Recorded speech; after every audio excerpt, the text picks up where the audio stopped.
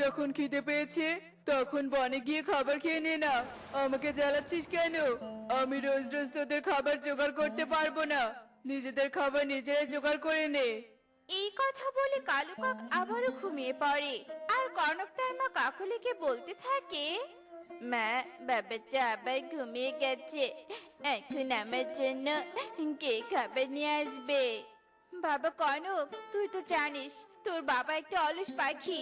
তোর বাবাকে খাবার আনতে বলাটা বোকামি ছাড়া আর কিছুই নয়। মা, তাহলে কি আমি না খেয়ে থাকবো? বাবা কনক, আমি দেখছি বনে কোনো খাবার পাই কিনা। তুই ঘরেই থাক, কোথাও যাস না। আচ্ছা ঠিক আছে মা, তুমি তাড়াতাড়ি গিয়ে আমার জন্য খাবার নিয়ে এসো। এরপর কাকলি বনে যেয়ে খাবার খুঁজতে, কিন্তু কাকলি কোনো খাবারই খুঁজে পায় না। এভাবে বেশ কিছুক্ষণ কেটে যায় আর কনক তার মায়ের জন্য অপেক্ষা করতে থাকে। মায়ের তো দেখছি খাবার নিয়ে আসার কোনো নামই নেই।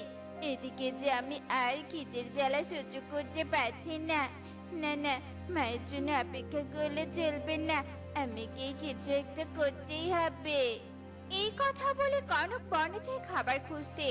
আর অন্যদিকে কাকলি কিছু ফল নিয়ে ঘরে ফেরে। আর ঘরে ফিরে দেখতে পায় কনক ঘরে নেই। ইয়ে কি, কনককে ঘরে দেখতে পাচ্ছি না কেন? তবে কি কনক ঘরের বাইরে গেছে? কিন্তু আমি তো কনককে ঘরের বাইরে যেতে না করেছিলাম। কনক আমার কথা না শুনে ঘরের বাইরে চলে গেল। এখন যদি আমার কনকের কোনো বিপদ হয় তাহলে আমি কি করব? কি হয়েছে কাকুলি? তুমি এভাবে কান্না করছো কেন?